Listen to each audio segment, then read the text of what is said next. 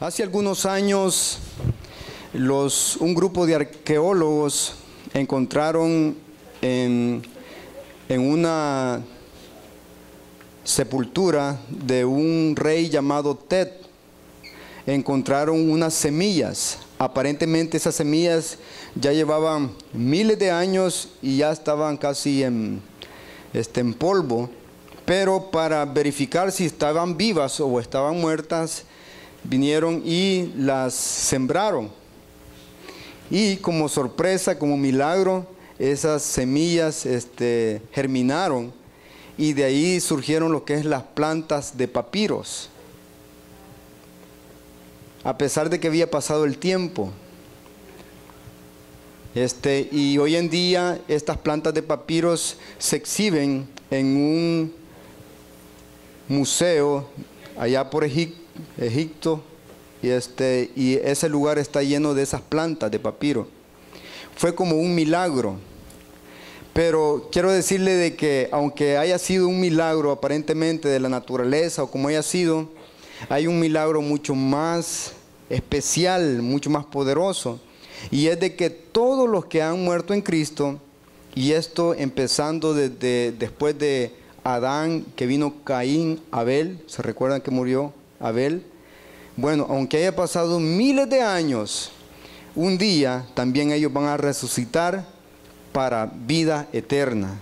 No importa si han pasado 1000, 2000, 3000, 100 años, 20 años, si murió en Cristo. Por eso la Biblia dice de que el que está en Cristo, dice la palabra de Dios en Mateo 28:15, dice: yo soy la resurrección y la vida. El que cree en mí, aunque esté muerto, vivirá. Ese es el mejor milagro de todos los tiempos. Hoy en día nos alegramos por ciertos milagros, tal vez financieros, tal vez en el área sentimental, social, intelectual. Pero no hay mejor premio y mejor milagro que el que nos podamos alegrar, que es la salvación. Porque es un milagro que es por los siglos de los siglos. Y aquí la palabra de Dios hablando a través del apóstol Pablo. Pablo fue un discípulo, fue un apóstol, siervo de Dios. Dice la Biblia de que él recibió el apostolado por pura misericordia de Dios. Y Jesucristo se le reveló a él por pura misericordia. Pero ¿qué fue lo que marcó la vida de Pablo? Pablo antes era un perseguidor de la iglesia. Pablo antes era maltrataba, apedreaba a los cristianos. Pero cuando él tuvo una revelación acerca de Jesucristo, él cambió totalmente su vida y fue totalmente en otra dirección. Fue lo mismo que le sucedió también a los discípulos. La vida de los discípulos fue marcada desde el momento en que se dieron cuenta que Jesucristo había resucitado. La muerte había venido a ocasionar en los discípulos tristeza, desaliento. Imagínense cómo estaban los discípulos después de que Jesucristo murió y fue enterrado y había pasado el primer día, el segundo día. Imagínense los rostros, a lo mejor me imagino a Simón Pedro una vez más volviendo a desempolvar las redes, remendando las redes una vez más, quitándole los nudos a los trasmayos, con un nudo en su garganta, sabiendo que sus sueños, sabiendo que su esperanza, sabiendo que su fe se había ido por el suelo. Me imagino a lo mejor a Mateo, una vez más considerando volver a cobrar los impuestos. Todos los discípulos estaban desconcertados, y es en sí lo que viene a hacer la muerte. Viene a separar. Cuando hay muerte en ciertas áreas de nuestra vida, sucede lo mismo. Empezamos a entrar en desesperanza, empezamos a entrar en frustración. La visión se nos empieza a nublar, como fue el caso también de María. María Magdalena dice de que llegó en Juan capítulo 20, versículo 14, nos cuenta la historia de que María Magdalena llegó a la tumba de Jesucristo y estaba viendo aquella escena donde ya no estaba Jesucristo ahí. Y empezó a llorar amargamente. ¿Por qué? Porque su rostro, su mente una vez más se volvió a llenar de esa desesperanza, se volvió a sentir otra vez vacía, triste. Pero en ese momento dice de que empezó un diálogo. Y dice el versículo 14, Jesús le dijo, mujer, ¿por qué lloras? ¿A quién buscas? Ella, pensando que era el hombre que cuidaba el cementerio, le dijo, Señor, si tú lo has llevado, dime dónde lo has puesto. Yo lo llevaré. Jesús le dijo, María. Volviéndose ella, le dijo, Raboni, que quiere decir maestro. En ese momento María estaba pensando a lo mejor de que se habían robado el cuerpo de Jesucristo. Y eso es lo que Satanás a lo mejor hubiera querido, de que nunca la gente se hubiera dado cuenta que realmente Jesucristo había resucitado. Y esa es la diferencia en lo que es el Evangelio de Dios. Porque nosotros no predicamos a un Cristo que está muerto, sino a un Cristo que está resucitado y que vive por los siglos de los siglos. A lo largo de la historia han surgido muchas religiones.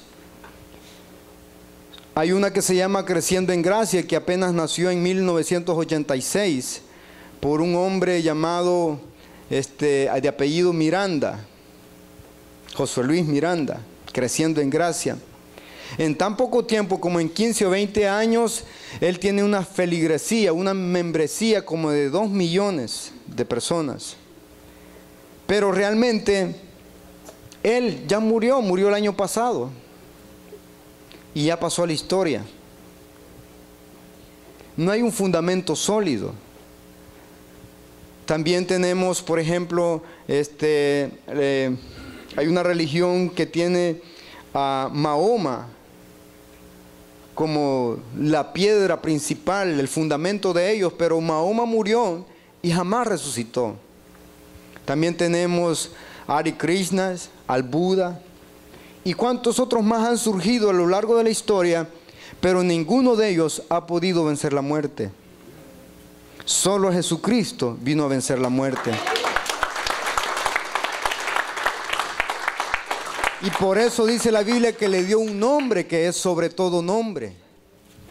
Así es de que no importa el nombre del problema, el nombre de la dificultad de que ha hecho que tus ojos a lo mejor se llenen, se empañen a causa de las lágrimas, a causa de la desesperanza, a causa del temor, a causa del fracaso, del temor al fracaso una vez más. Eso a lo mejor ha nublado la visión y ha hecho que aunque esté hablando con el mismo Jesucristo, María en ese momento no pudo ver de que realmente con quien estaba hablando era con el mismo Jesucristo que ella había resucitado. Es lo que sucede hoy en día. Muchos, por vivir con una vida de lágrimas, de dolor, de sufrimiento, no pueden ver de que detrás de esas lágrimas, de esa visión distorsionada, está un Jesucristo que ya resucitó, que ya venció. Muchos a lo mejor están cruzando por el valle de sombra de muerte. Y es tanta la neblina que no han podido ver el sol de justicia, que es Jesucristo. Él es el lucero de la mañana. Él es el único que puede decirle a aquello que ya está muerto, ven fuera, como fue el caso de Lázaro. Dice que Lázaro ya llevaba 3 días. Ya su cuerpo estaba en descomposición.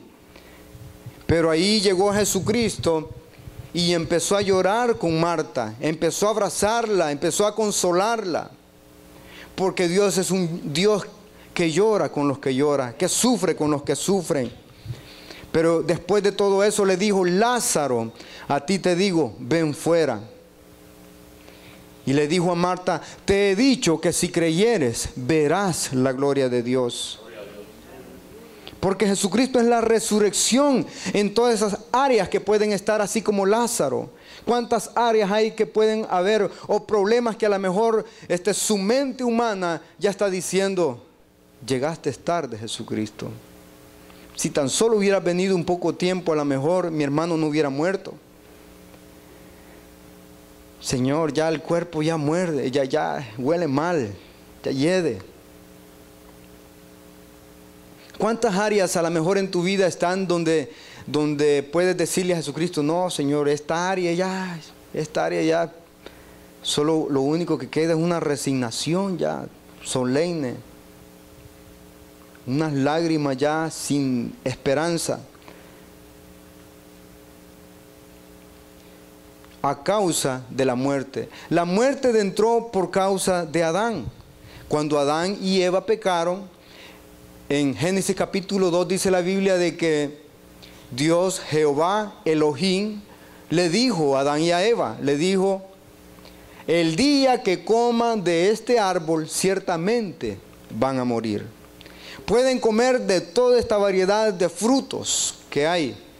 Y me imagino que en aquel tiempo habían frutos al 100% con sus vitaminas, con sus nutrientes. Y había una cantidad de frutas, pero exageradas. Pienso que nunca se iban a acabar ellos tanto, porque tenemos un Dios tan variado de tantos frutos que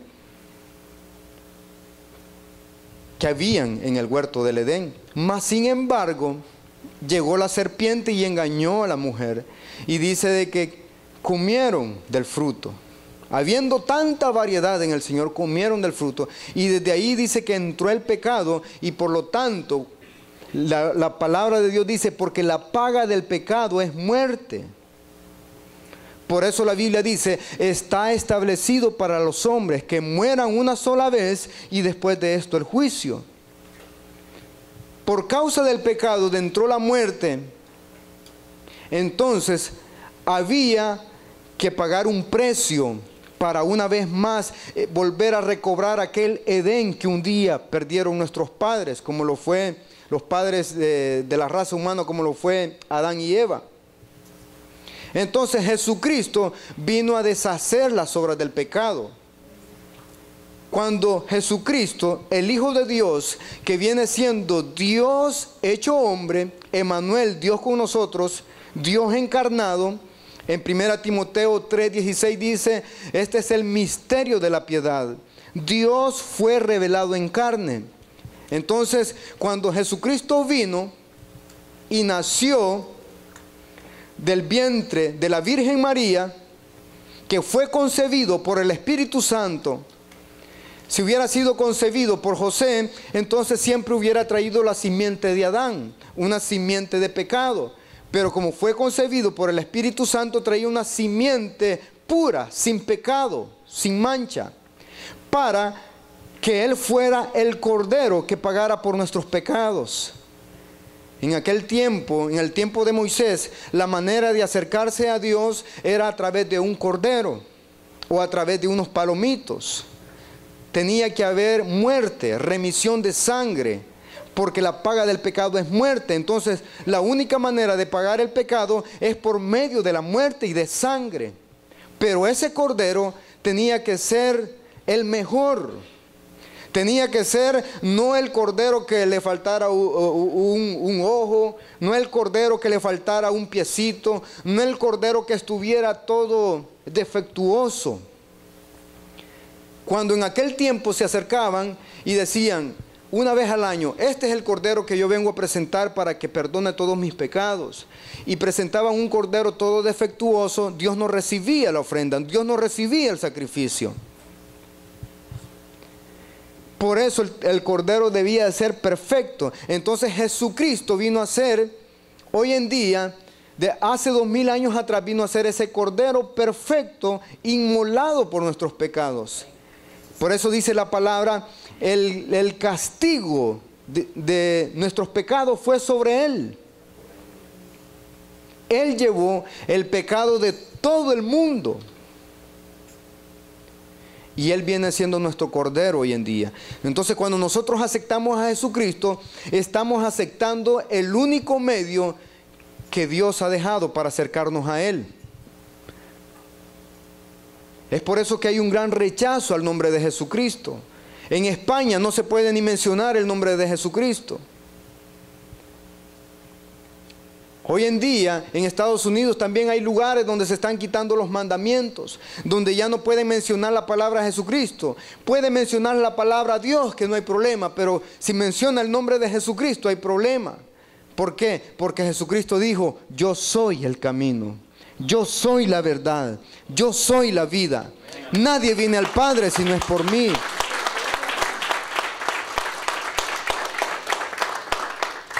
En sí, el nombre tampoco no es un truco de abracadabras, patas de cabras. No, es en sí el poder, la fe en el nombre de Jesús. Es la fe en que Jesucristo fue nuestro Cordero. Es haber tenido esa revelación de Jesucristo. Un día le regalaron un libro a una mujer que iba en un bus. Y dice de que empezó a hablar con este hombre y le dijo: yo soy escritor, le dijo, y le voy a regalar este libro. Perdón, otra persona le regaló el libro.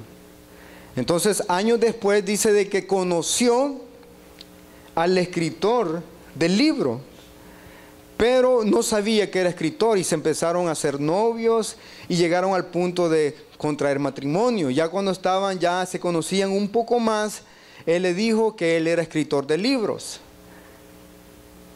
Y le dijo el nombre del libro. Y él le enseñó el libro que él había escrito. Y cuando vio el libro dijo: oh, alguien me lo regaló, dijo. Y dice de que desde ese momento ella volvió a la librera donde tenía ese libro y lo empezó a leer. Y cada vez que lo leía, lo entendía más. ¿Por qué? Porque ahora ya conocía al que había escrito el libro. Así es. La palabra de Dios nosotros la vamos a entender más y va a ser como la revelación de Dios a nuestra vida. Va a ser como Dios hablándonos a nosotros cuando nosotros ya tenemos una relación con Dios. No una teoría, no una religión. Porque la religión es el intento del hombre de llegar a Dios. Pero el Evangelio no es ninguna religión. El Evangelio es poder de Dios para el que cree. Por eso Pablo dijo: porque no me avergüenzo del Evangelio, porque es poder y potencia. Eso es el Evangelio. No es una teoría. La vida de los discípulos se vio marcada también cuando Jesucristo resucitó. Cuando ellos se dieron cuenta que Jesucristo había resucitado, le garantizo que a lo mejor dejaron una vez más las redes. Ya dejaron de darle importancia una vez más a las cosas terrenales. Y Jesucristo se les apareció a ellos. Eso es lo que dice la palabra de Dios. Se les apareció a ellos, se les reveló a ellos. Y vea lo que dice en el versículo, siempre 1 Corintios capítulo 15, versículo 14, dice: y si Cristo no resucitó, vana es entonces nuestra predicación. Vana es también nuestra fe. Nuestra fe no está fundada en lo que vemos. Nuestra fe está fundada en que Jesucristo resucitó, que venció la muerte y se levantó. Es por eso que nuestra fe es una fe viva. Es una fe que no avergüenza. Es una fe que no nos va a dejar avergonzados ni frustrados. Porque la Biblia dice: ninguno de los que confiaron en Él fueron avergonzados. Dice la Biblia que sus rostros fueron alumbrados. Y fue el caso de Abraham, fue el caso de David, fue el caso de José. Se mantuvieron fieles, se mantuvieron siendo íntegros a Dios y vieron la recompensa de Dios. Porque Dios honra a los que le honran. Porque Dios se glorifica cuando ve una persona que tiene fe. Fe en que Jesucristo resucitó y vive y reina por los siglos de los siglos.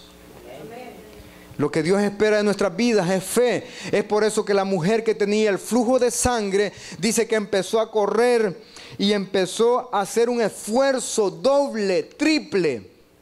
A lo mejor muchos también para llegar esta mañana aquí han hecho un esfuerzo doble, porque esa cama se revelaba. Porque ese cansancio se revelaba, así como estaba esa mujer del flujo de sangre. Pero esa fe la hizo rebelarse en contra de todos los impedimentos que estaba sufriendo. Y es por eso que Jesucristo dijo, ¿quién me ha tocado? ¿Por qué? Porque había una mujer. Entre tanta multitud, solo había una mujer que lo había tocado con fe. Así hoy en día, porque la Biblia dice, espacioso es el camino que lleva a la condenación y a la muerte. Y son pocos los que van por el camino estrecho, por el camino angosto. Más bienaventurados somos aquellos que hemos encontrado ese camino que lleva a la vida eterna. Porque la Biblia dice, el cielo y la tierra pasarán, mas sus palabras no pasarán. Siéntase bienaventurado en esta mañana. Porque pudo vencer los obstáculos. ¿Qué obstáculos han pasado en nuestras vidas? Porque Satanás ha venido únicamente para matar, hurtar y destruir. Para matar las esperanzas, para robar los sueños, para destruir las vidas sentimentales, los matrimonios, las familias y sobre todo el alma en condenación eterna. Pero Jesucristo dice en el Salmo 27:10, aunque mi padre y mi madre me abandonen, con todo Jehová te recibirá en sus brazos. Dios tiene aún extendido esos brazos. En el capítulo siempre 15 y versículo 5, dice la palabra de Dios de Corintios, dice, y se apareció a Cefas y después a los 12. Después apareció a más de 500 hermanos a la vez, de los cuales muchos viven aún y otros ya duermen. Y al último de todos, como a un abortivo, me apareció a mí. Pablo está hablando de que Jesucristo se le apareció a él y se le apareció a los 12 discípulos y a 500 personas más. No había duda, habían testigos de que realmente Jesucristo había resucitado. Si Jesucristo resucitó y Él es la primicia de los que han muerto, es por eso que cuando Jesucristo murió, dice de que en los 3 días que Él estuvo muerto, dice que Él descendió al Hades. Fue a las profundidades del infierno y fue a quitarle las llaves a la muerte. Antes, por ejemplo, Abel, que fue muerto por Caín, antes cuando morían ellos iban al seno de Abraham. El seno de Abraham estaba, digamos, en el fondo de la tierra. Estaba el seno de Abraham y estaba el lugar de tormento. Estaban juntos los dos. Es por eso de que el rico pudo ver a Lázaro que estaba en el seno de Abraham porque solo lo separaba una cima. Pero cuando Jesucristo murió, es entonces de que le quitó las llaves a la muerte y todos los que murieron desde Abel para acá, ellos fueron transportados al paraíso y ya no están ahí digamos juntos en el mismo lugar de tormento. Jesucristo vino a aboler lo que es la muerte. Y existen 2 clases de muerte. Está la muerte física, que es la separación del alma con el cuerpo. Y está la separación del hombre con Dios, que es la muerte espiritual. Siendo que nosotros somos seres espirituales, debemos de velar por las cosas espirituales, porque las cosas espirituales son tan reales como las cosas naturales. Cuando lo espiritual está bien en nuestras vidas, es entonces donde se empieza a alinear nuestra vida. Por eso la Biblia dice que nuestra lucha no es contra sangre ni carne, sino que contra potestades de las tinieblas. Tenemos una lucha día con día, el espíritu con la carne. Y la muerte espiritual viene a ser separación con Dios. Y cuando estamos muertos espiritualmente, es ahí donde ya no hay fe. Es allí donde ya no hay esperanza. Porque Jesucristo dijo que Él ha venido a traer vida y vida en abundancia. Una señal de que una persona está muerta espiritualmente es donde ya no hay síntomas de vida. ¿Y qué es un síntoma de vida? Pues el caminar, el levantarse, el respirar, y espiritualmente sobre todo viene a representar el ánimo, el entusiasmo. Podemos estar muchas veces vivos físicamente, pero espiritualmente podemos estar muertos.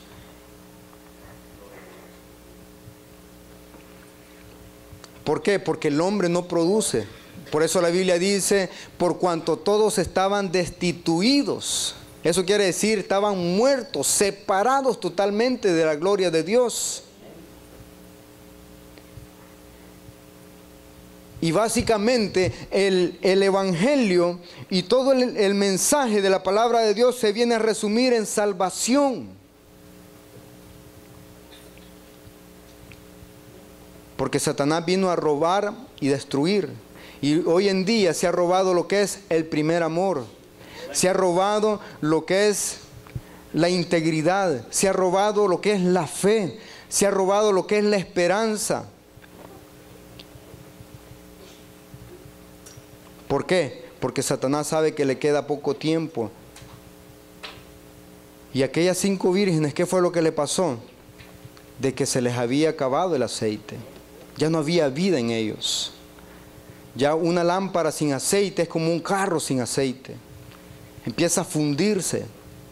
¿Cuántas áreas pueden estar fundidas en nuestras vidas? Donde ya no circula vida ahí. Es por eso que cuando venimos a Jesucristo, Dios empieza a hacer una obra, empieza a restaurarnos plenamente, completamente. Pero es ahí donde yo debo de dejar que el Espíritu Santo me vaya moldeando. Y debo de aceptar la obra de Jesucristo. En el versículo 54 dice de que cuando nosotros creemos en Él, vamos a recibir un cuerpo incorruptible. ¿Cuándo vamos a recibir ese cuerpo incorruptible? O cuando muramos o cuando el Señor venga por su iglesia.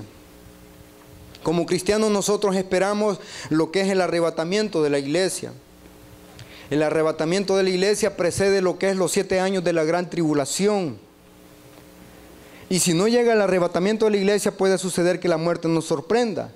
Pero si estamos en Cristo, nuestros cuerpos no se van a quedar en la tumba. Dice la palabra de Dios en el versículo 54, siempre de 1 Corintios 15, dice: y cuando esto corruptible se haya vestido de incorrupción, y esto mortal se haya vestido de inmortalidad, entonces se cumplirá la palabra que está escrita: sorbida es la muerte en victoria.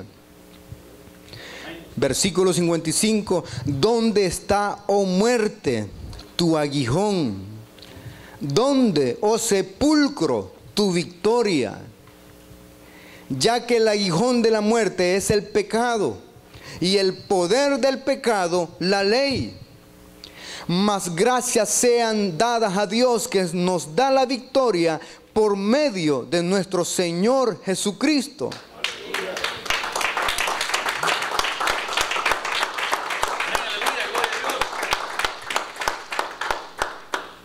Por eso el milagro más grande que podemos recibir en nuestras vidas es el milagro de la salvación. Pero muchas veces, lamentablemente, nos alegramos más por una casa nueva, por un carro nuevo, por una cuenta de ahorros en el banco. Nos alegramos más por X, por Y motivo. Cuando la palabra de Dios dice: mas buscad primeramente el reino de Dios y su justicia. ¿Qué quiere decir eso? Buscad primeramente que en vuestros nombres estén escritos en el libro de la vida. Es por eso que la Biblia dice que debemos de cuidarnos en los postreros días, porque en los postreros días dice que se amontonarán gentes para querer escuchar palabras que le hablen conforme a las concupiscencias de sus corazones. Y hoy en día, lamentablemente, se predica más de un Cristo de prosperidad, que no estamos nada en contra de la prosperidad. Lamentablemente se predica un Cristo más de milagros, que no estamos nada en contra de los milagros. Pero debe de predicarse de todo ello, pero sin olvidar el milagro más grande, que es el milagro de la salvación.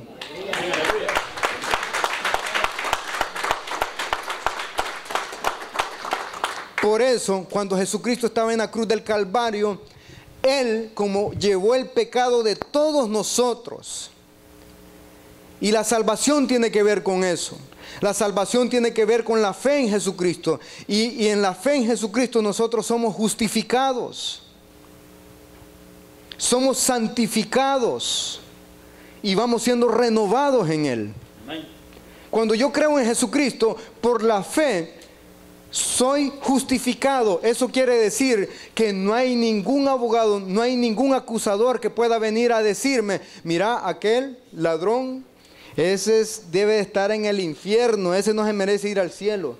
¿Por qué? La salvación tiene que ver con esa justificación. Por eso dice la Biblia: ¿quién acusará a los hijos de Dios? Si Jesucristo fue el que murió, Él fue el que también resucitó. ¿Quién va a acusar a los hijos de Dios?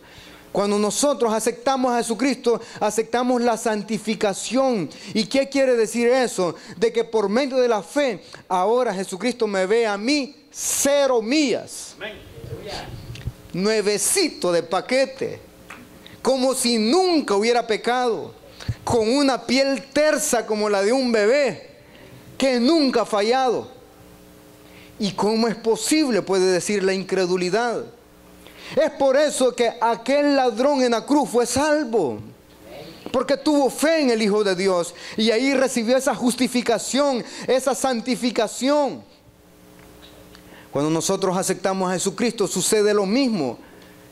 Porque Jesucristo llevó el pecado de todos nosotros. Él, siendo santo, dice la Biblia, que se hizo pecado. Por eso, cuando Él estaba en la cruz del Calvario, Él dijo: Padre, Padre, ¿por qué me has desamparado? Cuando Jesucristo estaba diciendo esas palabras, Él estaba sintiendo en carne propia lo que es el que Dios no ve al hombre, el estar destituido eternamente de Dios. Algunos teólogos dicen de que Jesucristo en ese momento estaba sintiendo lo mismo que las almas están sintiendo en el infierno en este momento. Sentirse totalmente desamparado, lejos en totalidad de Dios. Porque si hay algo que nos sostiene, aún al pecador, aún el mismo pecador, aún el mismo homicida, aún el mismo ladrón, él en cierto momento llega, como lo que están haciendo los carteles, de vez en cuando dan sus buenas donaciones para que construyan iglesias. ¿Por qué? Porque en este tiempo todavía está Emmanuel, Dios con nosotros. El hecho que Dios esté con nosotros y esté con todo el mundo no significa que Dios esté en nosotros. Porque esa es la diferencia de un hijo de Dios, de un ser humano normal, porque no todos son hijos de Dios. Todos son creación de Dios, mas a los que le recibieron, dice la palabra, les dio potestad de ser hijos de Dios. Entonces, aquellos que dicen: no, Dios está conmigo, es cierto. Todos somos hijos de Dios. No, no es cierto. El hecho de que sienta que Emmanuel está con él a su lado no quiere decir que está dentro de su corazón. Porque cuando Jesucristo está en nuestro corazón, Él es quien lleva el timón de esa barca. Y si Él lleva el timón de esa barca no se va a hundir. Aunque vengan los vientos y las tempestades, aunque andes en valle de sombra de muerte, dijo el salmista, no temeré mal alguno. ¿Por qué? Porque Jesucristo está dentro del corazón. Cuando nosotros recibimos a Jesucristo, entonces viene el sello del Espíritu Santo. Y esa es la garantía que ahora somos salvos, que ahora somos redimidos. Y eso es lo que ha hecho la diferencia durante todos los tiempos también, la resurrección y el bautismo, el Espíritu Santo en nosotros. Es por eso de que Pablo murió decapitado, después de haber sufrido naufragios, después de haber sido azotados, ¿cuántas veces? 40 veces, 7 veces, 9 veces, 39 azotes. Apedreados, encarcelados. La mayoría de veces Pablo siempre estaba encarcelado o estaba en naufragios. Siempre andaba todo cicatrizado por causa del amor. ¿Pero por qué? Porque había tenido una revelación de Jesucristo. Fue eso mismo que hizo que Esteban muriera apedreado. Eso mismo hizo que Pedro muriera crucificado, boca abajo. Lo mismo que Jacob muriera crucificado. Y todos los discípulos murieron, si no murieron crucificados, murieron decapitados. Juan murió en una isla, como una cárcel de Alcatraz. Algunos murieron, los metieron vivos en una olla de aceite hirviendo. ¿Por qué? No porque habían recibido una religión, no porque habían recibido una teoría acerca de quién era Jesucristo, no porque le habían contado un cuento como de Adams, no. La vida de ellos fue marcado y el Evangelio ha llegado hasta el día de hoy porque han habido hombres en la historia que realmente han tenido un encuentro no con el Cristo muerto, sino con el Cristo resucitado. Con ese mismo Dios que no cambia, que no muda. Y es hasta entonces que nuestras vidas tienen un rumbo diferente. Es entonces cuando Pedro definitivamente dejó las redes. Es ahí donde Pedro dijo, todo lo que he ganado en el mundo, los diplomas los tengo por basura, por ganar la excelencia de Dios. Lo mismo sucedió con Mateo y con todos los discípulos, lo dejaron todo. ¿Por qué? Porque tuvieron una revelación realmente del Jesucristo resucitado.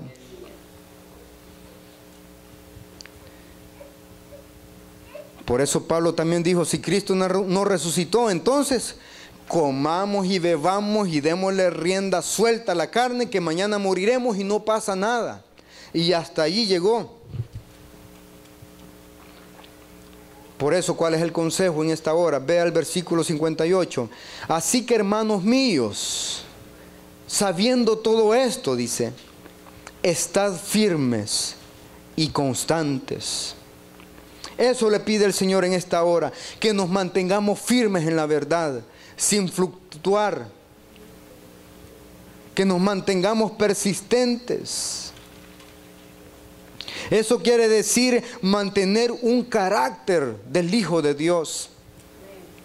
Por eso, aunque no hayan vacas en los corrales, dijo Pablo, con todo yo me gloriaré en Jehová, el Dios de mi salvación. Aunque en las vides no hayan frutos, aunque las ovejas sean quitadas de la majada, con todo yo me gloriaré en Jehová. ¿Por qué?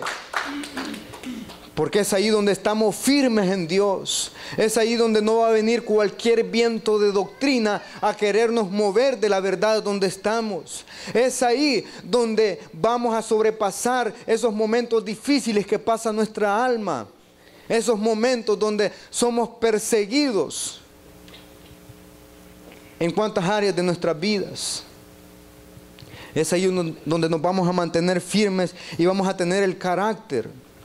Un carácter estable. ¿Y cuál es el carácter que Dios quiere que tengamos? En Gálatas 5:22 dice, el fruto del Espíritu es gozo, es amor, gozo, paz, paciencia, benignidad, bondad, fe, mansedumbre, dominio propio. Contra tales cosas no hay ley. Es ahí donde debemos de mantenernos estables en el dominio propio. Muchos, por falta de dominio propio, han perdido matrimonios, han perdido buenos negocios, han perdido hijos, han perdido la salvación sobre todo, porque no han tenido dominio propio. Por eso dice, estad firmes en ese carácter que Dios nos ha dado. Muchos por falta de amor, sus vidas, sus lámparas están hoy casi apagando, porque ya no hay amor para el prójimo, solo hay un egocentrismo, un amor desmedido, una egolatría, un amor a uno mismo. Pero Dios quiere que amemos a todos por igual. Muchos, por falta de paciencia, han hecho estragos en su familia, han marcado a sus hijos, han hecho malos trabajos en las compañías, en los trabajos, en las áreas de trabajo, por no tener paciencia, y han abandonado la fe. Muchos, por no tener bondad, todo el tiempo viven cosechando únicamente cosas de muerte, porque como nunca siembran bondad, nunca cosechan bondad. También muchos han perdido la fe, y es por eso que nunca se han lanzado a creer en Dios. Es por eso de que no pueden ver las cosas que no son como si fuesen. Es por eso que no tienen la convicción y la esperanza que Dios tiene un futuro de bien y de esperanza. Y viven una vida en depresión porque no tienen la fe que Dios es un Dios de restitución, que Dios es un Dios de renovación, que Dios es un Dios de segundas oportunidades. Por eso el Señor dice en esta hora, estad firmes y constantes. ¿En qué? En los frutos del Espíritu. Cuando nosotros recibimos a Dios, recibimos al Espíritu Santo y por ende recibimos los frutos del Espíritu. Es por eso que si mi vida en esta hora está con el aceite ya decayendo, el aceite de la fe, del amor, de la bondad, de la paciencia, el aceite de la mansedumbre, del dominio propio, del gozo, y ya no hay gozo, es entonces donde el salmista David, ¿qué fue lo que hizo? Se humilló delante de Dios y dijo, contra ti solo he pecado, dijo. Ten piedad de mí, oh Dios. Y se humilló. Reconoció que él había perdido el gozo. Y eso es lo que Dios espera de nosotros. Pero hoy en día, como el amor se ha enfriado, debemos de nosotros también incrementar también nuestro deseo. Debemos de incrementar en nuestras vidas también el esfuerzo, como lo hizo aquella mujer del flujo de sangre. Debemos de incrementar también en nuestras vidas. ¿Por qué? Porque Jesucristo, Él le dijo a Lázaro, ven fuera, pero también le dijo a los que estaban ahí, remuevan la piedra. Esa piedra no se va a remover si únicamente me quedo acostado en una hamaca. Si únicamente me quedo sin llevarlo a la práctica la palabra de Dios, eso se va a quedar en el olvido. Debo de también esforzarme en la gracia de Dios. Además de eso dice, creciendo en la obra del Señor. Dios quiere también que nos mantengamos sirviendo en el área ministerial, evangelizando. No es necesario que le digan, hermano, hay que evangelizar. No, eso es tarea de todos, evangelizar. Tu Padre que ve en lo secreto, dice, te recompensará en público. Muchos han dejado de recibir bendiciones de Dios y están a punto de recibir bendición de Dios, pero no sirven a Dios. No quieren compromiso con Dios, porque para servir a Dios se requiere un compromiso. Y hoy vivimos en la era donde todo lo queremos sin compromiso. Queremos los beneficios, pero no queremos compromiso. Quiere una esposa, quiere una mujer, pero no quiere el matrimonio. Quiere recibir los beneficios de un esposo, de una esposa, pero no quiere el compromiso de casarse. Quiere todos los beneficios, pero no quiere el compromiso. Son los días que estamos viviendo hoy en día, porque son como los días de Noé. Estamos en la noche más oscura, cuando el aceite de algunas vírgenes, conste que son vírgenes, ya se está agotando. Pero cuando más noche está es cuando más sueño hay, ¿verdad? Cuando son las 1, las 2, las 3 de la mañana es cuando las notas musicales de ronquidos, de tamales, de furgones y de todo se hace escuchar, y muchos pueden estar cabeceando ya sin el compromiso. Es ahí donde yo mismo debo de ponerme delante de Dios. Por eso la Biblia dice: que presentemos vuestros cuerpos en sacrificio vivo, agradable a Dios, que es vuestro culto racional, dice la palabra. Así que, hermanos míos, dice, estad firmes en el carácter de Dios y constantes, creciendo en la obra del Señor siempre, sabiendo que vuestro trabajo en el Señor no es en vano. A lo mejor el enemigo ha venido a susurrarle, a decir: no, mira que es por gusto que vayas a la iglesia hoy, mejor quédate cargando baterías para que mañana lunes amanezcas con todo para ir a trabajar. La Biblia no dice así. La Biblia dice: ¿de qué sirve de que vayas a trabajar? ¿De qué sirve que os levantéis de madrugada a trabajar? Dice: sí, Jehová no guardare la casa. Dice: en vano trabajan los que velan la guardia. En vano es que hagamos. Es como la Biblia dice también de que aquel que edificó su casa sobre la arena, dice que lo va a comparar con un insensato. Y un insensato en el griego, esa palabra es cruel. En el griego quiere decir pasmado.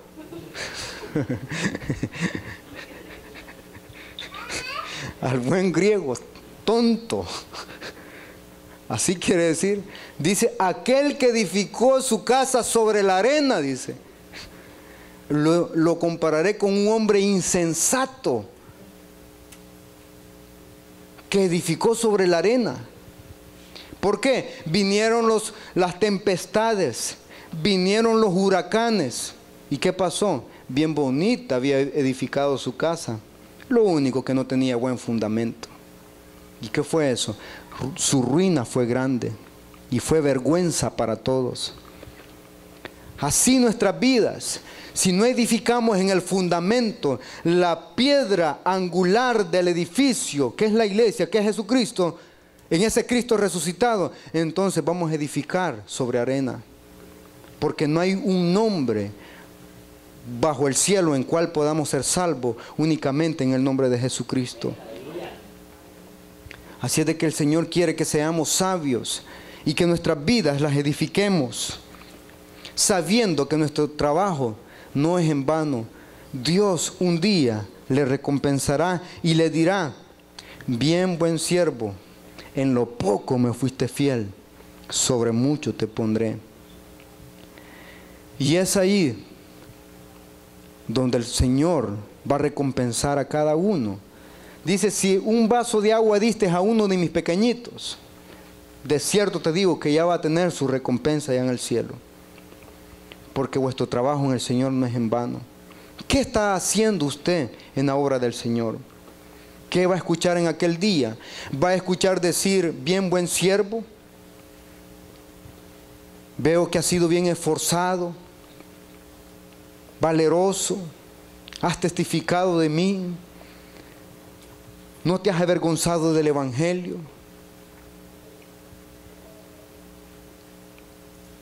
¿Qué estás sembrando? La Biblia dice, no os engañéis, todo lo que el hombre sembrare, eso mismo cosechará.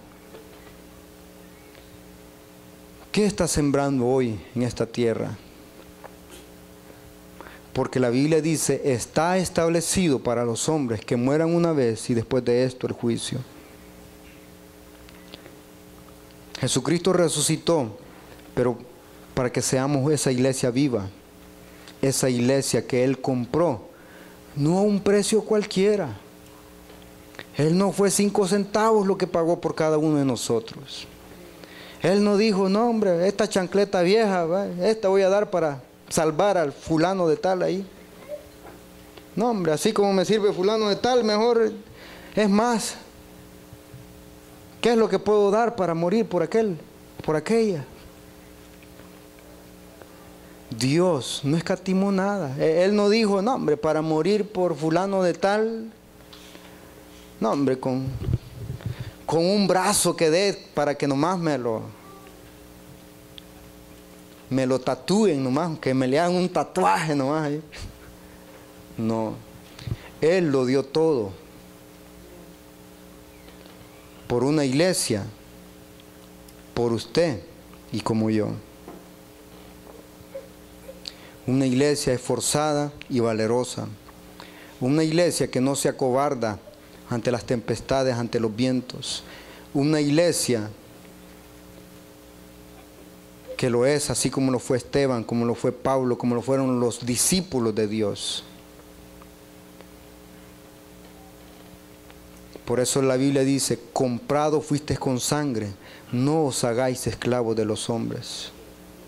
El precio que Dios ha pagado es demasiado caro para que nos hagamos esclavos de este mundo, para que nos hagamos esclavos del dinero, para que nos hagamos esclavos del sexo opuesto, para que nos hagamos esclavos de la falta de bienes, para que nos hagamos esclavos de la mucha abundancia de bienes.